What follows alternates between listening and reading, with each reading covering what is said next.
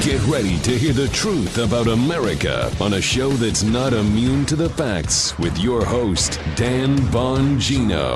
All right, welcome to the Dan Bongino Show. Producer Joe, how are you today? A fine day it is, Dano. Good to be here, babe. Folks, finally, people are catching on to the story we told you about, two days ago, about the agriculture commissioner race in Florida. Yeah, remember, Joe? Yeah. I told you that's what this is really about down here in Florida. Not that they won't take the Senate race. They'll steal it if they can. Not that they won't fleece the governor's race here in Florida. They will fleece that too. Not that we shouldn't have a sense of anxiety about it, but I had told you a couple days ago that I believe their real purpose here, because the other two, the gubernatorial and the Senate race, are extreme long shots. Their real purpose is to, underneath your noses, to steal the agriculture race, and it is all about your gun rights. Now all of a sudden, it's gone mainstream. I saw a report on Fox and Friends this morning.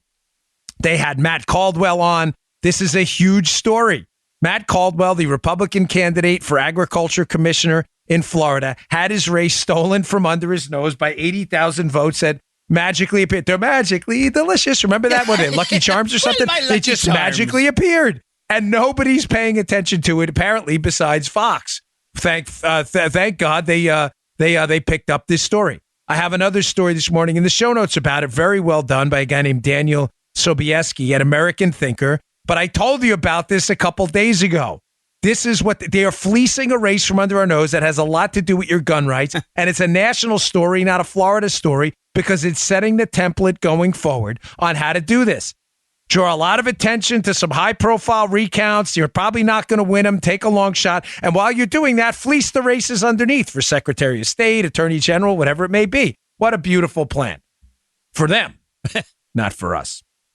All right, folks. Today's show brought to you by our buddies at Genucel. Nobody likes a saggy jawline. Come on, ladies and gentlemen, it's the jawline and double chin that give your age away. It does every time, but not anymore. My wife and my mother-in-law love this stuff. She's like, Donnie, I need some more of that. My mother-in-law loves it.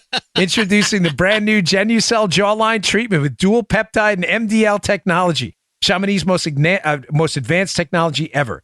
Not only tightens saggy jawlines, but it plumps the lipophilic layers of your skin to contour and define the jawline within minutes.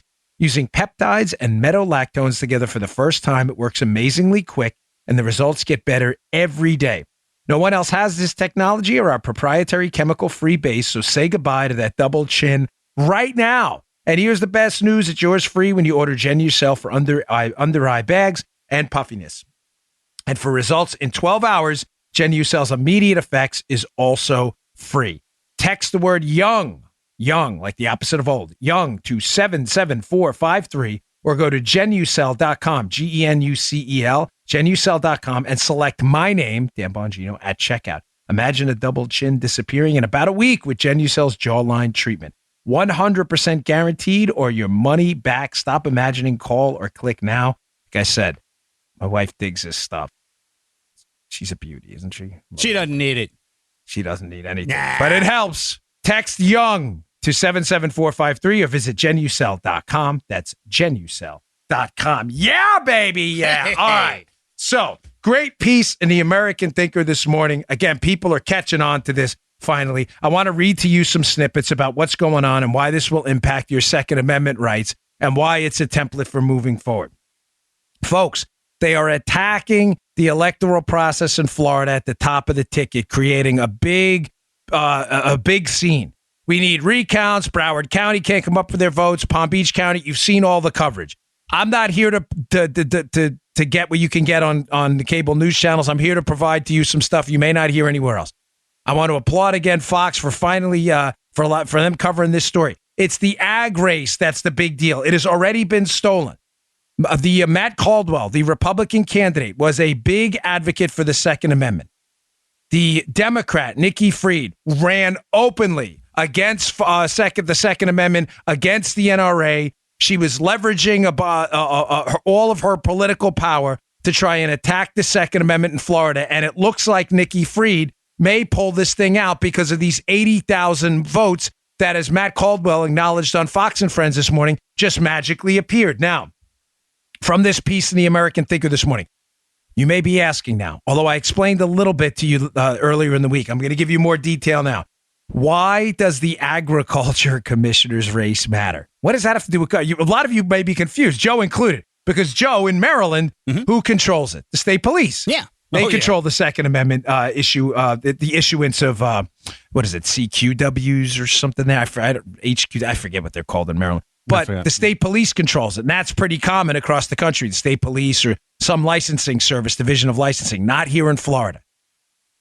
The agriculture commissioner controls it. Now, let me read from the piece. Quote from the Sobieski piece in the American Thinker, which is up in the show notes. Read it, send it to all your friends. Say, heads up, fellas, this is what this is really about, and ladies. Quote, as the Tampa Bay Times notes, Florida is unusual in that the Florida Agricultural Commissioner, as I told you earlier in the week, rather than the courts or other law enforcement, is the entity that regulates and controls things like concealed carry permits. They go on from the Tampa Bay Times. If it seems unusual for Florida's Department of Agriculture and Consumer Services to handle concealed weapons permits, that's because it is unusual. Nearly every other state gives the job to the police or the courts. The NRA had lawmakers quietly move the Division of Licensing. This is from the Tampa Bay Times. I'm just quoting them. They sound so nefarious. Quietly moved the Division of Licensing, which handles the concealed weapons permit program, from the Florida Department of State to the state's Department of Agriculture in 2002, so that the program was answerable to an elected official. Here's where it gets interesting. Freed, this is the Democrat candidate, Joe, who's now up in the votes when it looks like a very suspicious set of circumstances. Nikki Freed, in conjunction with Andrew Gillum, the Democrat candidate for governor, and Sean Shaw, the Democrat candidate for attorney general, are pushing the gun control trifecta, the elimination of stand your ground, banning, quote, assault weapons, and targeting concealed weapons permits. Wow. Folks, what did I tell you? What did I tell you? Well, that is a sucker punch to the gonads. Is it? Oh, isn't it? You need to. Absolutely, positively is. And it hurts. The agriculture commissioner, the Democrat who's now up, who is an openly anti-Second Amendment, anti-NRA, disclosure, I work at NRA TV. I don't work for the NRA for the umpteenth thousandth time, but I don't want to create any potential conflicts in your head. Folks, this was always about the concealed weapons permits process. Now, you may say, if the Democrat, Nikki Freed, and this very suspicious set of electoral circumstances that she's now, quote, winning under, and I have to put air quotes because who knows if she's winning or not when actual legal votes are counted. Right. If she gets in office, what can she actually do? Well, as the agriculture commissioner, she can't change the law in Florida, but she's certainly going to be in a position to advance her agenda. The reason is they control the entire CCW process and the issuance of it. They can slow down the process. They can create bureaucratic hurdles. Ladies and gentlemen, if you are in Florida, in a state that respects the Second Amendment, please tell me you are paying attention to this. And if you are not, after hearing my podcast now a couple times and me focused on this again, I have to ask you why not. They are keeping the attention on the top two races, and nobody is talking about it. Had a guy in the gym. Yeah, a lot of stuff happens in the gym, Joe, as you can tell. Yes, it does, yeah. Friend of mine, because I don't get out of my house much. I work. Everything's in my home studio. I barely leave my house anymore. Folks, I'm in the gym yesterday. A guy who's a regular listener of my show comes up to me. He goes, Dan, you're right. He goes, I'm not hearing anything about this Caldwell race, the agriculture race. That's what the Dems want.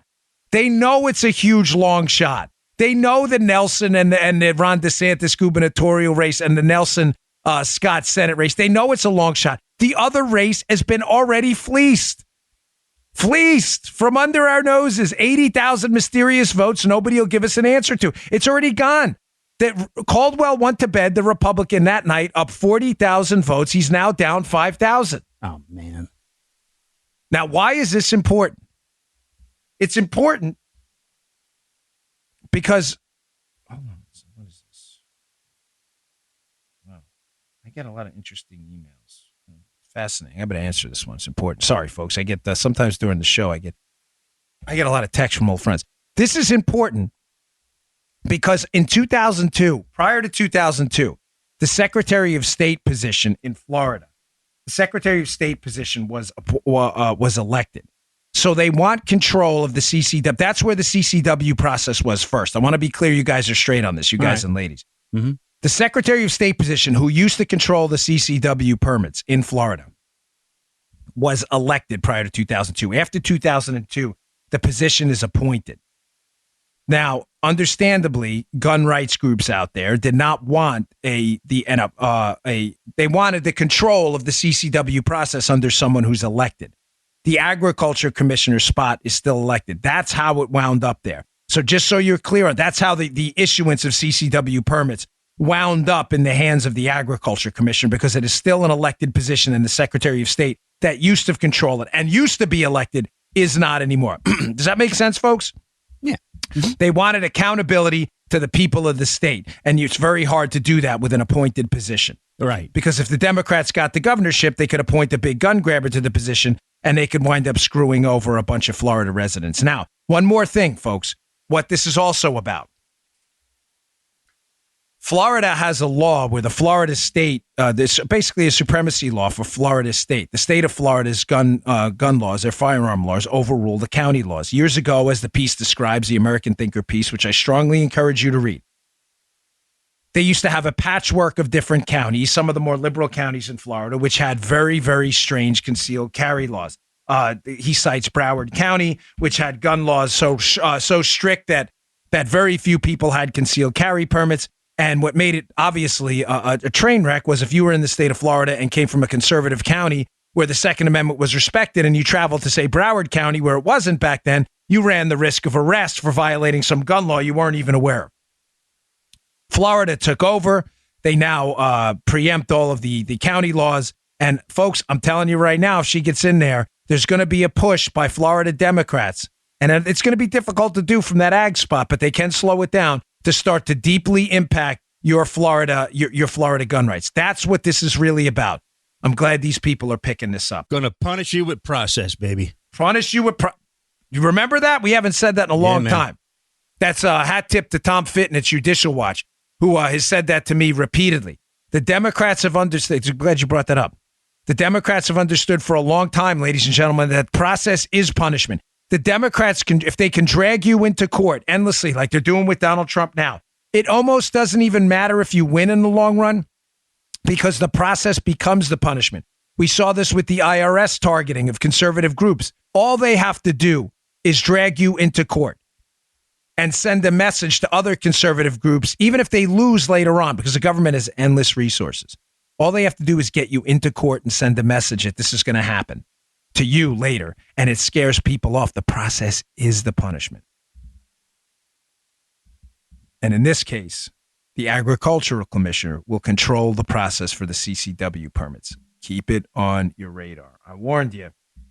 Okay, I've got a lot of other stuff to get to. This is really important. There was a major break yesterday by BuzzFeed in the Spygate debacle, the Spygate scandal, this atrocious case. I have a story up at Bongino.com. It's in the show notes today. Please read it. It covers this. So the key to the whole Spygate case, as we've been talking about from day one, is who?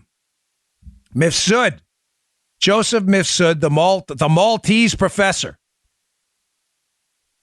Now, his lawyer told BuzzFeed, and I cover this in the story on the website, his lawyer is now told, his lawyer, Stephen Rowe, has now told BuzzFeed that Mifsud is looking to testify in front of the U.S. Senate, and they are working out the details now. Oh, is that going to be fascinating or what? So I have a list of questions for our buddy Joseph Mifsud that will blow the lid all over this thing. Now, Papadopoulos has been tweeting about this on George Papadopoulos on his Twitter account. I suggest you read it. He has some interesting takes on this, given that he was the subject of this. Just some quick background. It is Mifsud, the Maltese professor, who, according to the leftist and media narrative of the Trump collusion case, starts this whole thing. Mifsud asked for a meeting with Papadopoulos after he joins the Trump team, and allegedly tells Papadopoulos that the Russians have dirt on Hillary. According to the leftist narrative, Mifsud is some kind of a Russian cutout who was there to liaison with a member of the Trump team to pass Russian information on to George Papadopoulos. Ladies and gentlemen, that story is outrageously stupid. Folks, do you understand? Please tell me you understand this. I brought this up multiple times. I only repeat it because if you don't understand this, you don't understand the entire case. If Joseph Mifsud is not a Russian agent, attempting to provide dirt on Hillary to Papadopoulos. If he, matter of fact, has no contact with Russia at all outside of business, I mean, no intel contact, law enforcement contact, surreptitious or suspicious contact with the Russians at all. Do you understand the whole case is a farce? You can't have Russian collusion if your alleged cutout, Mifsud, is not a cutout for the Russians. Joe, does this make sense? I know we've covered this 1,000 times, but I still get questions from the audience. That's why I bring it up. You need a Russian in there somewhere, man. You need a Russian, yeah.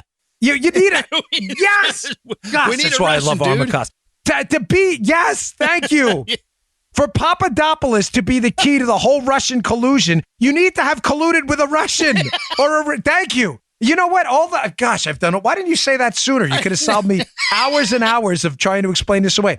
You need a Russian. It's like, you need a Russian.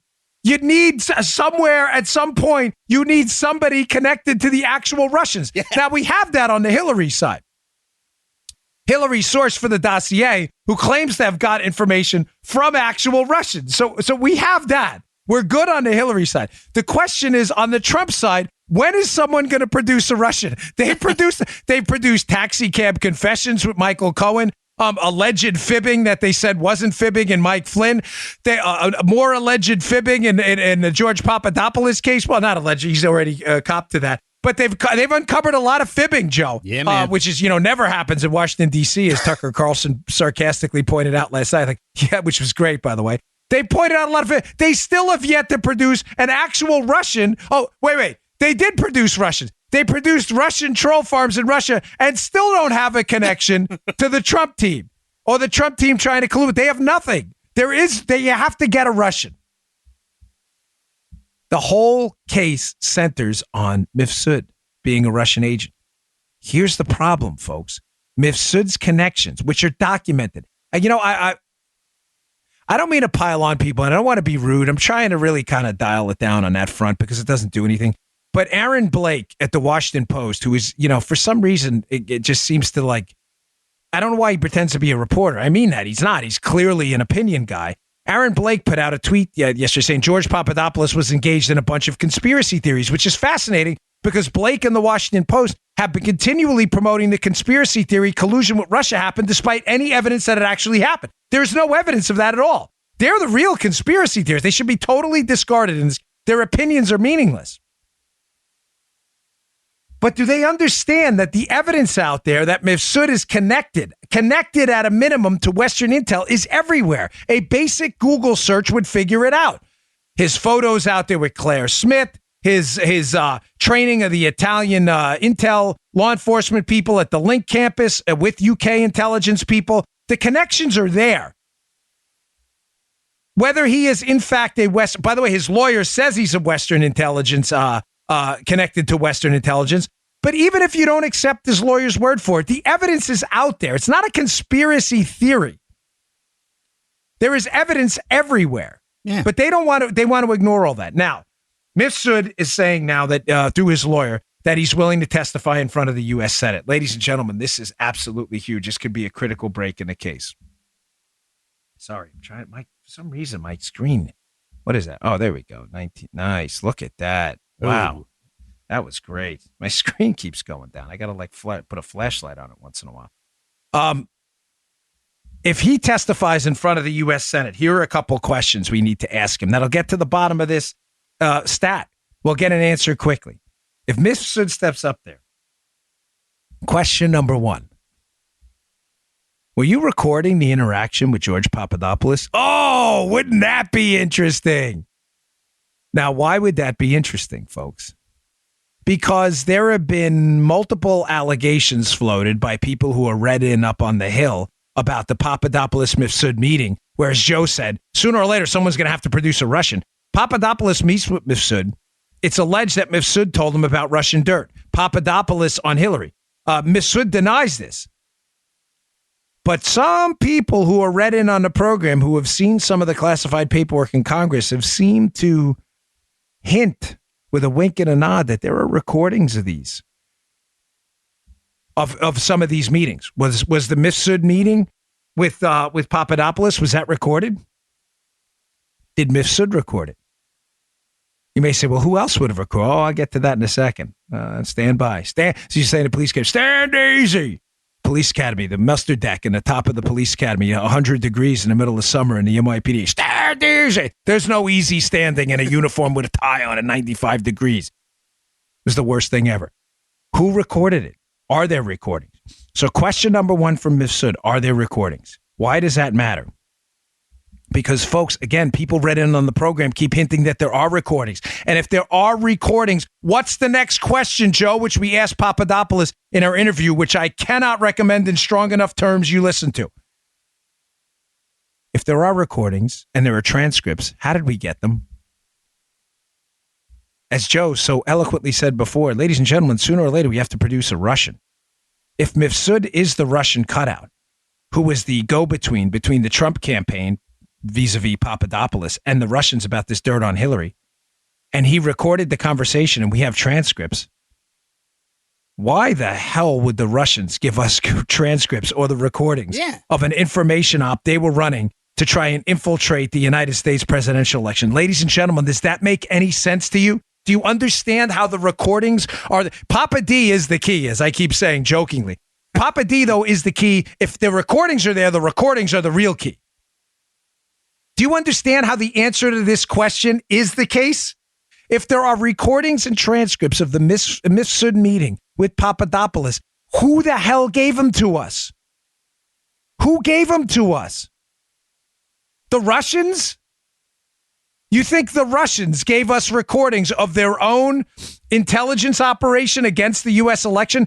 Folks, does that make any sense? Putin and the Russians have already denied their involvement in this. I don't believe them. No serious person does.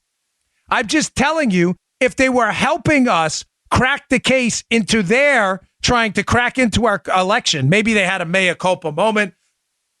Who knows? Maybe somebody in the Russian government came out and said, hey, we feel really bad about this. Let's give them the recordings. Then why would they deny it publicly? Folks, please tell me I love you guys to death. But I'm telling you, there are still some people who don't understand how critical this question is. If the Russians said, hey, we're caught, we're busted, let's turn over these recordings. We had Mifsud try to give this Russian dirt to Papadopoulos. We recorded it. He didn't bite. I feel really bad about it. My bad, like Nelson Muntz from The Simpsons. Sorry, we screwed up. Right? Remember that when Bart breaks his arm? Let's just give him the recordings, guys, and come clean. Then why wouldn't they come clean publicly? Putin's still out in the public lying to people saying, I had nothing to do with any kind of operation against the United States election. Of course he did. That's not the question. The question is, did they do it in conjunction with Trump? Of course the Russians are trying to screw up our country and our elections. Point stipulated. Absolutely. They are our enemies. They're not our friends. That's not the question. As Joe said, the question is, did they collude with the Trump team? And where's the damn Russians? Show me the Russian. Show me the Russians. Show me the Russians, Jerry. Show me. Say it again, Jerry. Remember, Jerry? He's like, show me the money. This is what it was. Show me the Russians. Say it, Jerry. Say it. Show me the Russians. Why the hell would we have a transcript? Do you understand? Listen to me. Up in the Senate, where Mifsud's saying he's willing to testify through his lawyer, if you are listening, and I know a dude up in there who listens, you know who you are. You damn well better ask this question first of Joseph Mifsud. Did you record the meeting with Mifsud? With Papadopoulos?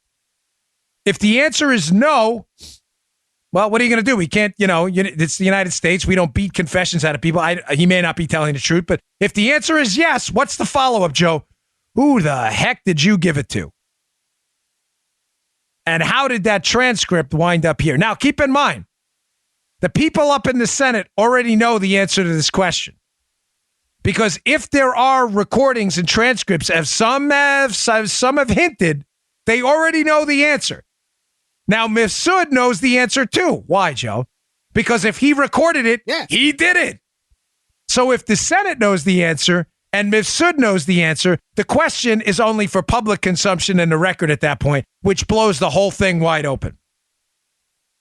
The conspiracy theorists of the world, Scott Spedman or whatever his name is, the guy who writes over at Medium, and the Seth Abramson, who they're like totally debunked, discredited Looney Tunes conspiracy theorists at this point. They will be their theories about the Russian collusion, oh my gosh, will be entirely discredited. These people will never be accepted again in polite conversation. If there are recordings and we have them, how did we get them? Question number one. Sorry, I spent a lot of time on that because it's really important. Question, it makes sense now, right? Yeah. You all got it. Good. Question number two. Was there a third party present at those meetings with Papadopoulos? Whether Papadopoulos knew it or not. Now, listen to my interview with George. George seems unclear on this, as he would be. If I'm meeting with Joe and I'm a Russian cutout trying to implicate him in a scandal to collude and win an election, and I have a third party working with me at another table, watching, probing, maybe recording, whatever it may be, you think I'm going to tell Joe about it? Of course not.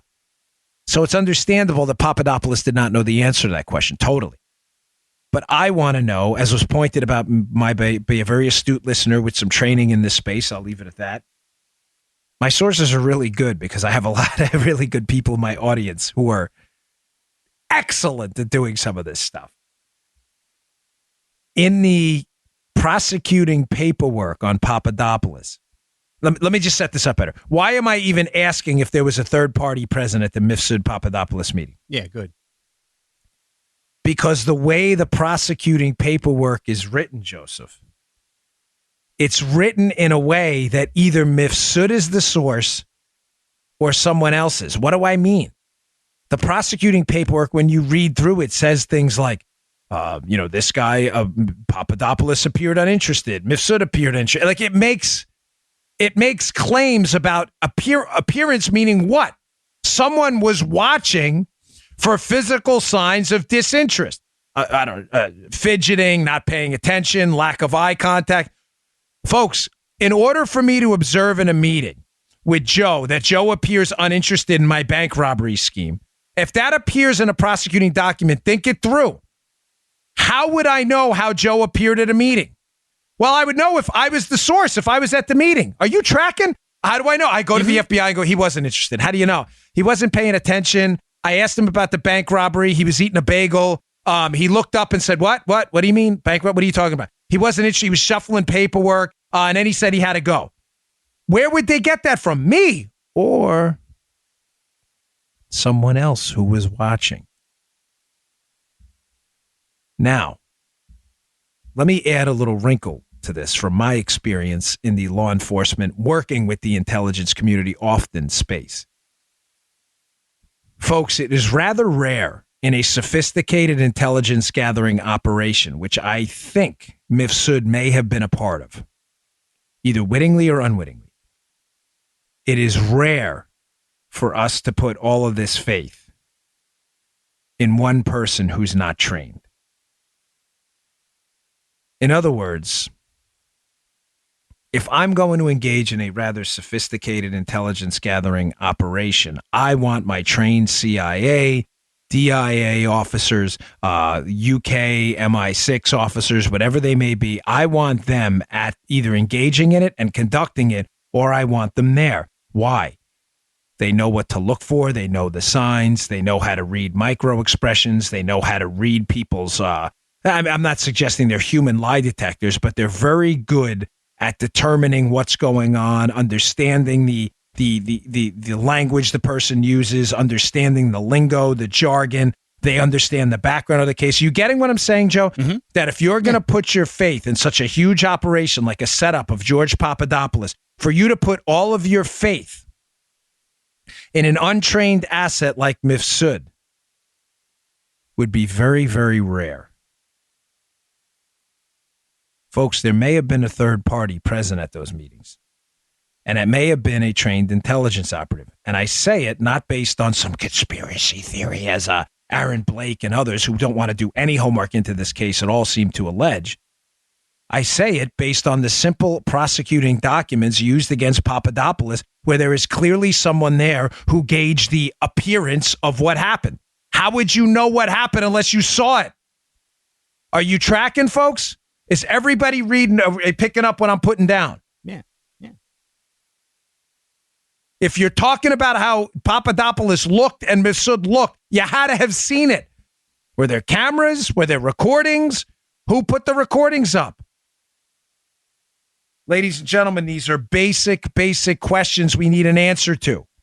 But I'm telling you, from my experience in the space, which Blake and Speedster or whatever his name is at Medium, and Seth Abramson, the conspiracy theorist, the experience I have, they don't. You do not run a major IC operation to either take down Papadopoulos or, if the liberal theory even was correct, that Mifsud's a Russian cutout to throw off the whole U.S. election, to throw dirt to Hillary, to the Trump team through Papadopoulos, and it was a Russian operation if the left is right about Mifsud. Either way, you don't put that type of an operation in the hands of an untrained person. Kabish, Joe, are you picking up what I'm putting down here? Yeah. Uh-huh. You don't. Sure. You have another person there watching, observing. Someone from the IC community who has experience in this, sophisticated recordings, behavioral analysis. How else would that information have gotten into the charging documents? You may say, oh, Mifsud could have done it. I thought you just told me he was the Russian. Mifsud is telling Bob Mueller now, as a Russian asset, about how Papadopoulos felt? Does that make any sense? Niet. Of course it doesn't make any sense. Of course it doesn't make any sense. Oh, here we go, by the way. Good. Wall Street Journal breaking news. I was going to move on. I don't think I'm distracted here. But breaking news, Matthew Whitaker, the acting attorney general, according to the Justice Department, can legally serve as acting AG without Senate confirmation, which, if you've been listening to the show, you already know. Yeah. All right, folks. That was, yes, because of the Federal Vacancies Act, all he had to do was serve for 90 days in a position GS-15 or above. Now, you can object to that. You can say, well, we believe that's unconstitutional because the Constitution says they need confirmation by the Senate and the advice and consent role. Fine. Then go to court and fight the Federal Vacancies Act, right? But Whitaker is clearly in there legally, according to the law as it's written now. This is just nonsense. He's been in the job 90 days or more, and he is a GS-15 employee or above. I believe he's SES, so that's just nonsense. They're just making that up. Okay, today's show brought to you by Brickhouse Nutrition, one of my favorite companies out there. They've been with me from the beginning. They have the finest nutritional supplements on the market, and as I continue to tell you, Foundation is the way to rock and roll. Why? Because if you take nutrition supplements, why do you take them, right? To look better and to perform better. Well, Foundation is one of the few products out there that does both. It knocks both of it out of the park. It is a creatine ATP blend, and it works like 2 extra gas tanks in the gym. You have a gas tank, you have the oxygen, the aerobic system, and you have the anaerobic system. The anaerobic system has fuel. Creatine and the phosphagens work in there. When you supplement with creatine, you can perform at a higher rate. You can do more reps. You can do more sets. You're just stronger, and you look better, too, because it volumizes your muscles. It makes them look bigger. The stuff is fantastic for women, for guys. It is terrific. I love it. I can't say enough good stuff about it. When I first tried it, candidly, I was blown away. It's called Foundation. Take the mirror test if you think I'm messing with you. Look at yourself in the mirror. Give it about 7 days to work. It loads in your system. And then look at yourself 7 days later. You'll be like, nice. Go check it out at brickhousenutrition.com/Dan. That's brickhousenutrition.com/Dan. Pick up a bottle of Foundation today. brickhousenutrition.com/Dan. Pick up a bottle of Foundation today. It is really, really terrific stuff. I can't say enough about it. Okay, moving on. So those are the 2 questions. Are there recordings? How do we know they're recordings? How did we get the recordings? And was there a third party present at these meetings? And if not, how the heck did they get this information in the charging documents? It seems to indicate that there was a third party present. It was either Mifsud or someone else. So we'll see. I will keep you updated on this, but this is the key. And if you want the background of the whole case, as always, pick up my book, Spygate. I really appreciate it, folks. We're actually still in the top. We're still a #1 bestseller. My book available on Amazon, Barnes and Noble. It's called Spygate, and just about everywhere in bookstores. So go check it out. I really deeply appreciate it. Okie doke. moving on. Big news on the Hillary Clinton email case. I don't know if you saw it, but Judicial Watch, Tom Fitton and the crew over there, which does really terrific work. I have a story in the show notes of the Washington Examiner. Hillary Clinton, Joe, may be compelled to testify. They will decide that case today. I will update you tomorrow when I hear. There is a Wednesday hearing today where Judge Emmett Sullivan, who is about as no BS a guy as you would possibly find anywhere in the United States government, Emmett Sullivan is going to decide today if Hillary Clinton must provide testimony on the email scandal. Now, I wasn't going to cover this story, but I thought I have not updated you on an important angle to this that you may have lost. And when I was out in California recently giving a speech in Mountain View, yes, I go to liberal places and give speeches. Yes, I will do it anytime. By the way, the speech went over incredibly. I talked about the whole Spygate scandal. I brought this part up at the end, and a lot of people were entirely unaware of this angle of the Hillary email case and why it matters. Now, I had mentioned it on the show a long time ago, but I haven't mentioned it in a while, and I want to be clear that you're read in why the email case is so dangerous. Now, you may be saying, Dan, that's obvious, because we know Hillary broke the law, Hillary's team, with the illegal server outside of both State Department rules, and we know there was classified information on the server. Why? Right. Because in one email exchange, she says, Hillary, wipe the classified headings off and resend it on my personal account. That's there. Folks, yes, that's a huge scandal. Point stipulated.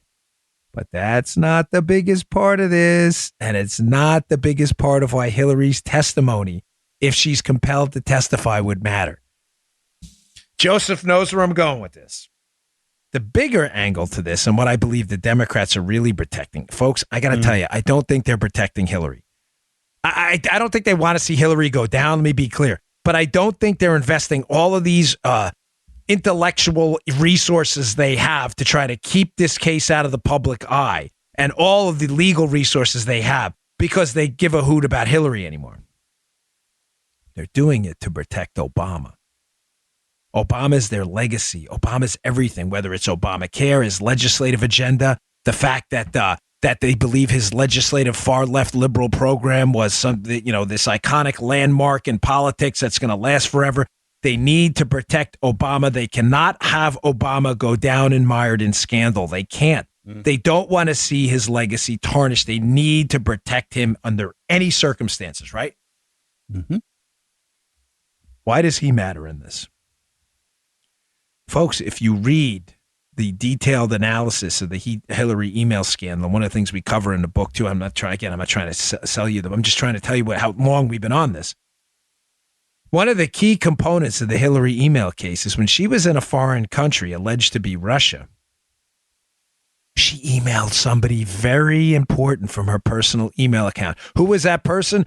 Oh, Barack Obama. How's that? How about that? We haven't brought that up in a while. How about that?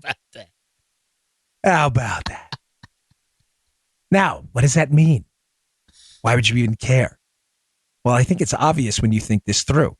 Emailing on your private email account over an unsecure server and probably an unsecured device as well from a foreign adversary's country, notably Russia or other words, opens up your account to massive hacking by foreign operators who will probably get access to a good majority of the communications you had while in that territory. Wouldn't it be amazing if the Russians had a hold of an email between Hillary Clinton and Barack Obama? Number one. Kind of throws the whole Russian collusion thing out there for him, as Joe said before again, so beautifully.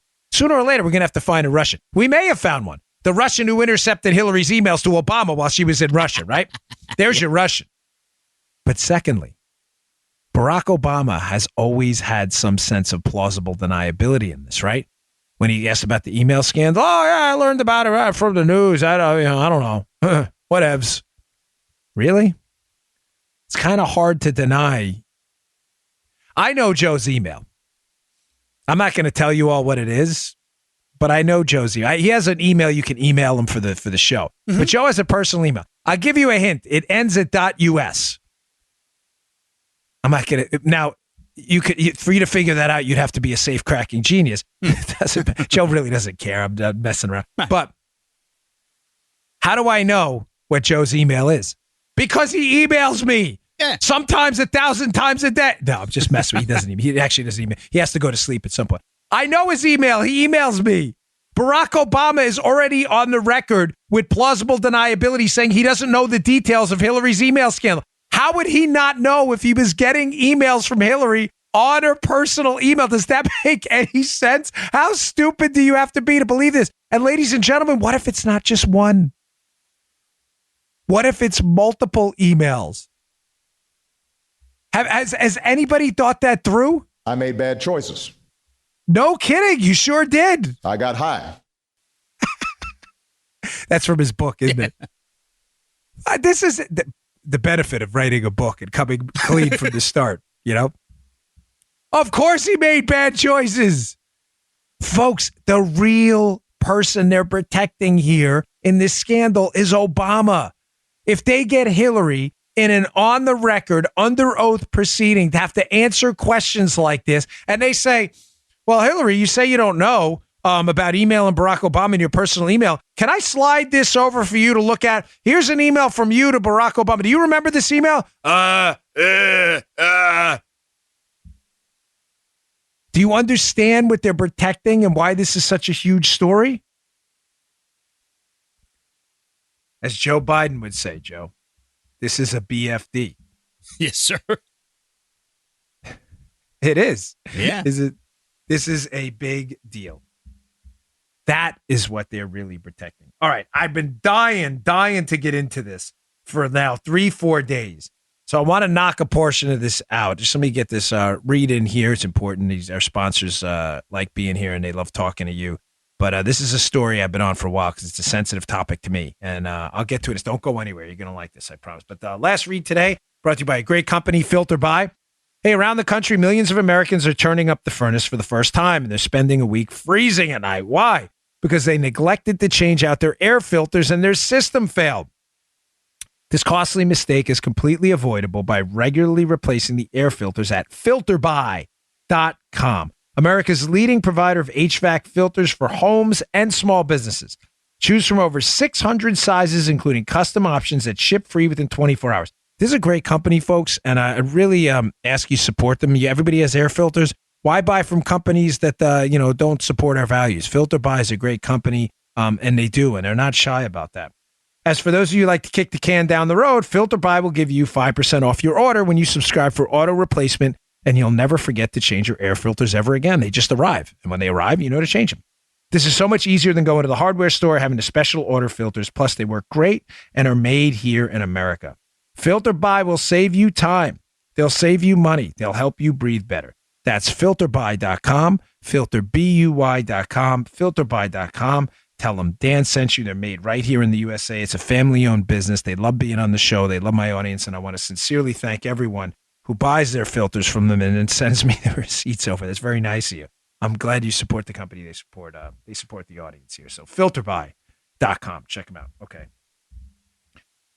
You know, folks, I was reading an article this morning, and it spurred me to say, today's the day we address this. We have to talk about, realistically, what's going on with the middle class. And I don't mean it in flowery, hyperbolic stuff. The middle class is everything. Yes, of course they are. We get that. But that doesn't help you in winning elections and exercising the raw political power we need to move the liberty agenda forward.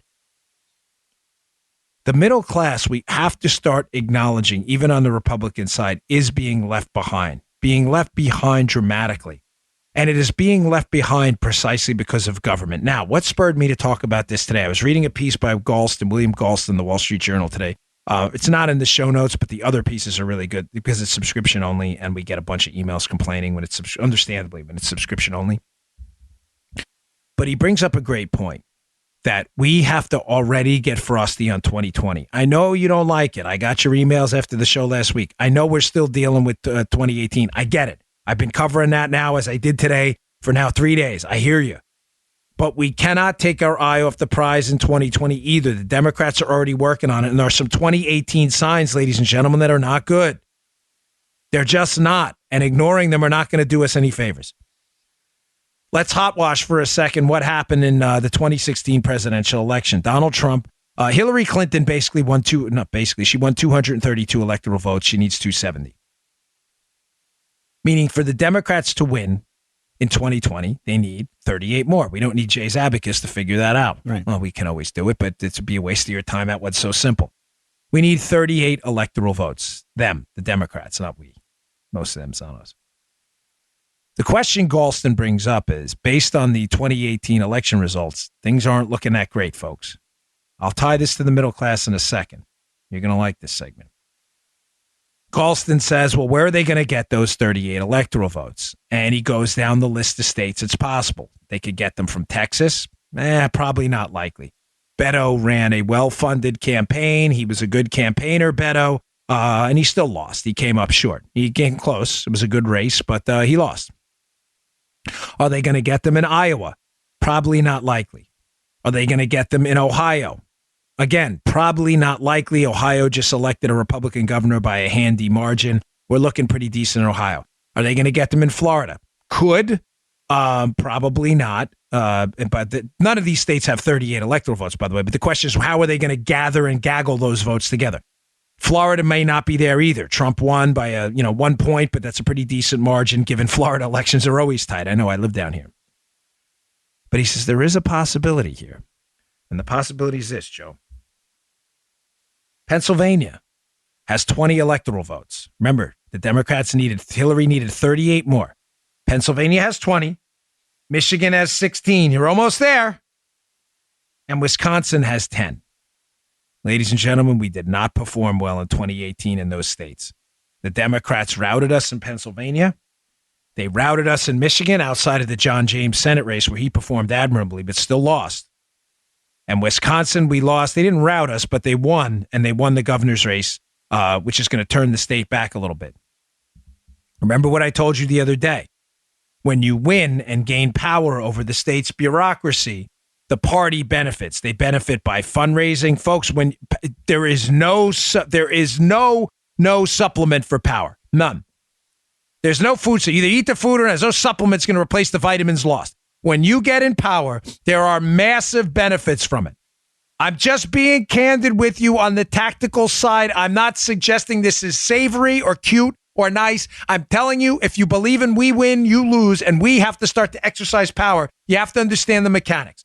When you're in power, people donate to candidates. Why? Because they're in power and they're the ones that can move things. Is that cute? Is that pretty? No, it's the real world. Right. Joe, I'm not asking you for exact numbers. I'm not putting you in a spot. But do you remember when I'm using the state I have experience with to show you how this works? When Larry Hogan, the Republican governor from Maryland, ran the first time against a Democrat, he was about a 15-1 underdog. The guy couldn't raise money to save his life. He had to largely self-fund his campaign. Remember that, Joe? Yes, I do.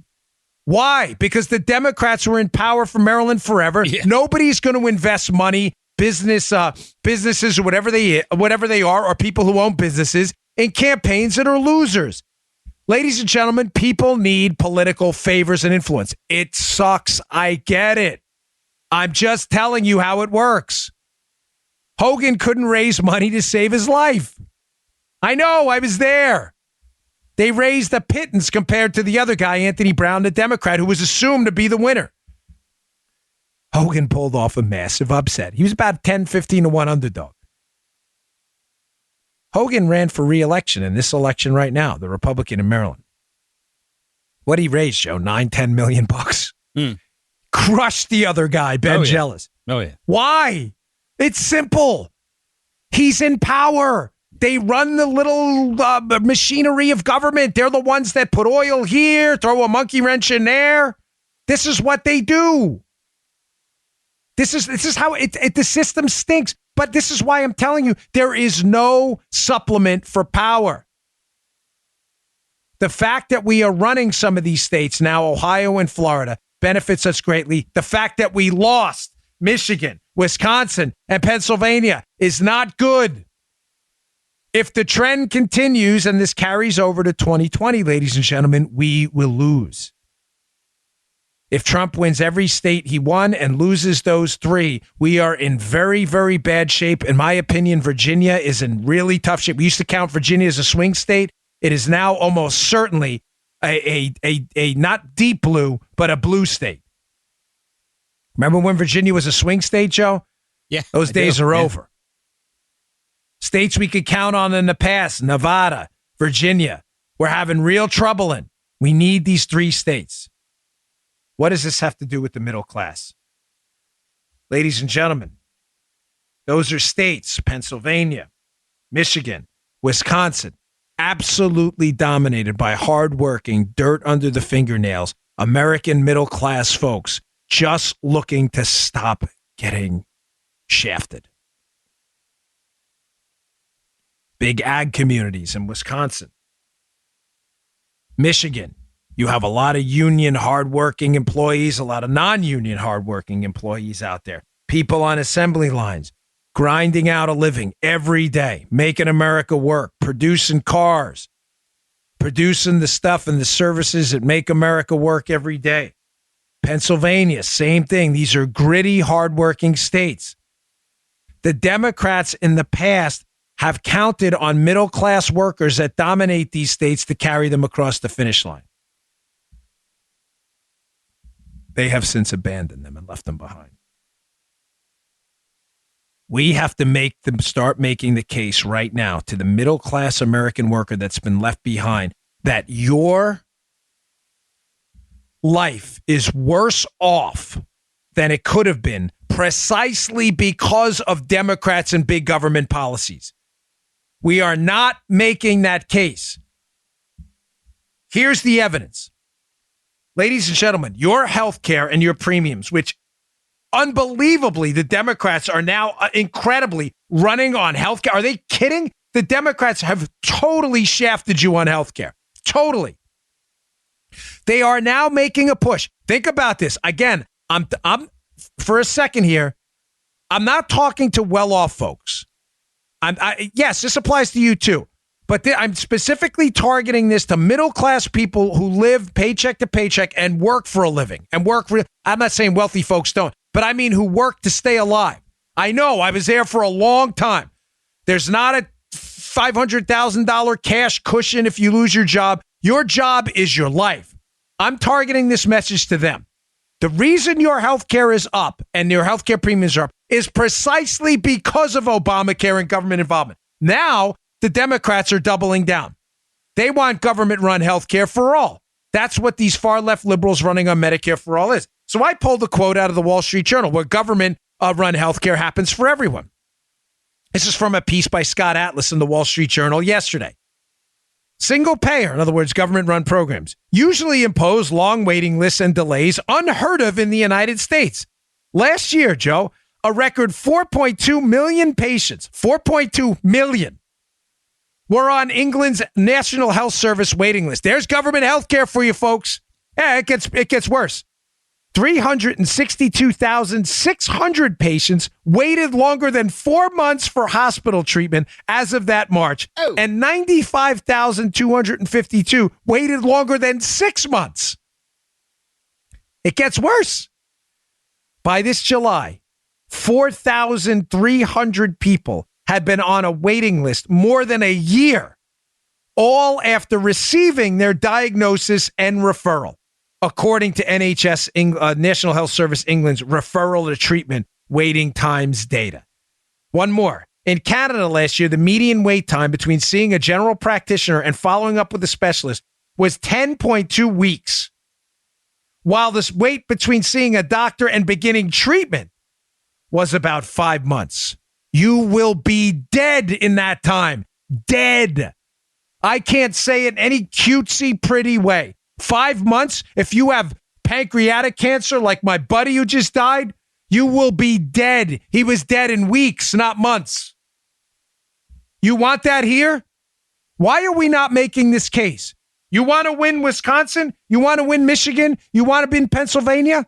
Why are we not making the case that we have an alternative to that? The alternative is you control your health outcomes. We don't wait on long waiting lines in the United States right now. We don't. You can find another doctor. When the government controls that, people will die people will die on waiting lists. I read a report a while ago, 5% of UK doctors admit, these are only the ones that admit to knowing people that died on waiting lists. 5%. Think about what I'm telling you. These are only the ones that admit it. 5 out of 100 doctors in the United Kingdom admit to people that they know people who've died on waiting lists. You want that here? The answer should be a big fat no. If you are a middle-class person, working, man, busting your butt every day, man or woman, in those 3 states, the Democrats are making your life worse. I'm not suggesting Republicans have all the answers. I'm not a partisan hack. I'm simply suggesting to you that your problems are most definitely being caused by big government that the Democrats love. Secondly, so your health care stinks because of the Democrats. Economically, if you're struggling to get ahead, even if you've got a job, but when I say get ahead, I mean, folks, the American dream, you get to take a vacation, take some time off. You get to buy the house or some reasonable house you like, a decent car that's not breaking down. You get to send your kids to good schools. We're not asking for, lifestyles of the rich and famous here. I'm just asking for the basic American dream. The reason you're struggling to get ahead and get your head above water, where you've got a capital cushion, you've got some money in the bank, you're not worried about every single paycheck. The reason you're struggling is precisely because of government. I'll give you some reasons right here. Corporate taxes that Donald Trump just cut. Ladies and gentlemen, what do business taxes have to do with the middle class? Those taxes are passed on to you. You pay them. It's Econ 101. Businesses are just tax collectors for the government. They take these corporate taxes are passed on to you as a consumer. The reason products you see products and the cost of products going up in a heavy corporate tax environment is because they're collecting taxes to pass on to the government from you. No, that doesn't happen. Okay, where do businesses get their money? A simple question, folks. Where do they get their money? From you. You give them the money. So when they're charged extra money universally by the government, they collect more money from you. The corporate tax environment, which has improved thanks to the tax cuts, but could improve more, is taking a really deep cut out of American consumption. It's passed on to you. Secondly, student loans. You're 20, 25, 30. Ladies and gentlemen, I'm 43. I literally just paid off my student loans. I did a graduate degree at the City University of New York, which I completed, an MBA at Penn State. The City University of New York was not that expensive. The MBA at Penn State was very expensive. I just paid that off. I'm 43, going to be 44. The student loan industry is bankrupting our 20 and 30-year-olds. Who runs that? Oh, the government under Obama took over monopolistic control of the student loan industry. It is not run by free markets, which would demand cost controls of the education system. Because the government's involved and it is entirely disconnected the student from the university, what happens, Joe? The university goes, it's going to be $150,000 a year for your education. The government goes, don't worry, we got it. Yeah. It's on us. If there were some free market controls over this, banks and lenders would say to the student, we're not paying that. We can't guarantee we'll get the money back. Oh my gosh, that's bad. The student wouldn't get to go to college. Really? Because if that kind of financial control was exercised by the free market over all of these universities across the country, then all of a sudden the universities would be like, hey guys, we're charging so much for our product, nobody can afford it. But they can because the government's coming in and financing all this largesse. You have universities, Joe, out there with literally billion dollar endowments that are charging $50,000 a semester or whatever. Because the government's the backstop. If we had the free market, they'd exercise some price control. The reason your education is expensive is precisely because of the government's involvement, not in spite of it. They're not helping. You can't get ahead because of them. Econ 101, the third-party payer effect. You can't get away from your student loans because the government has cut you off from the university and, we're going to help. The free market would have exercised price control over the university system a long time ago. Finally, one more point, which is critical. Why is the middle class being left behind? Because, ladies and gentlemen, the government controls the education system at the K through 12 level as well. The public education system in this country is falling apart. We are falling behind on nearly every single metric. How do you explain that a country of 330 million bright, intelligent people ready to go forward in the richest country in the history of humankind has an education system that stinks to the heavens? When you measure us against just about every economically advanced country in math and science, we get our butts kicked all over the globe. Why? Because the government runs it, and the government can't make a paperclip the right way. There is almost no incentive by government bureaucrats to improve a system as long as the money continues to flow into Democrat coffers and get people reelected. Listen to me. We are living in an ideas economy, folks. I'm sorry to break the bad news, but the manufacturing and agricultural economies as a percentage of our GDP are going to continue to go down. 100 years ago, you could walk out in your backyard in an agricultural area, start a farm, sell your products, feed your family, no problem. Lickety split. Outside of droughts or things like that. Government intervention in the Great Depression, which screwed that up too. You can't do that anymore. We live in an ideas economy, meaning the ideas in your head are what's going to make you money. You can't walk into even an assembly line now and go, what do you do? Oh, you just turn this wrench on this widget like it was 100 years ago. It's not like that anymore. Joe, your industry. You're at the radio station, yeah. WCBM. Mm-hmm. When you first started, the equipment was probably relatively simple, right? Well, I mean, you needed some training, but can you acknowledge to the audience that the equipment has just gone crazy and through the roof now? Yeah, you really got to know. You got to be technical to work this stuff now, and we have automation. Joe right now deals with Adobe Audition, RSS feeds, iTunes, things that didn't even exist 20 years ago. This stuff takes ideas. Joe has to know. He's not turning a wrench ever. Yeah. Joe's post-production is complicated. I don't know what he came down here and wants to show me. I'll be honest with you, I still have no idea what he does. He's got to cut out all my sneezes and snortles and all that stuff. Yeah. It's not easy. I'm not suggesting any of it's rocket science, but It's hard. He tried to explain it to me. I have 2 graduate degrees. I couldn't figure it out. I'm just being honest with you. He can. Why? Because he educated himself.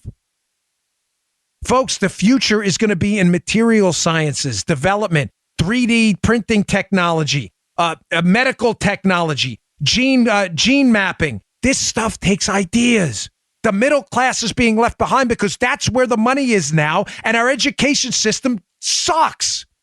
It's not producing those kids. They're coming from China. They're coming from India. They're coming from Asia. They're coming from Africa. They're coming from Caribbean nations. They're coming into our schools. Fine. And they're the ones that are taking some of this education at the higher level where we actually have a little bit of price control. And they're going back and building these companies overseas because we're not producing the students here.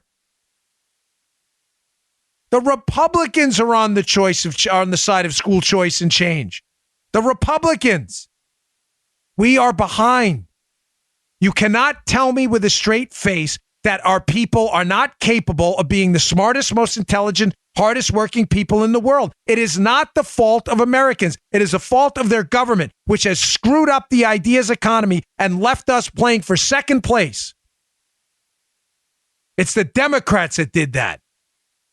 They're the ones fighting for government control of the school system, despite the fact that it's failed.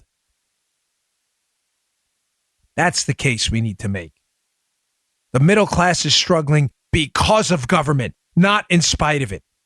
Get into Wisconsin, get into Michigan, get into Pennsylvania now, and start making that case for 2020. You want an education? You get to pick where your kid goes. We support school choice. You want this student loan industry that's bankrupt and you cleaned up? We're going to turn it over to free market people that are going to extend some price control over this nonsense. The government's failed you. These corporate taxes, you're paying them.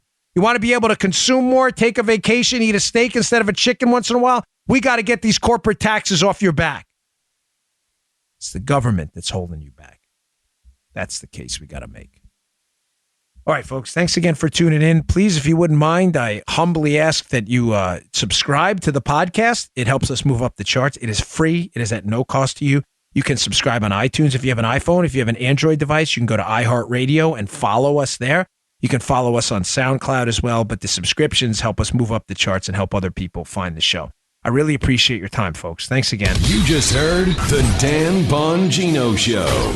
Get more of Dan online anytime at conservativereview.com. You can also get Dan's podcasts on iTunes or SoundCloud. And follow Dan on Twitter 24/7 at DBongino.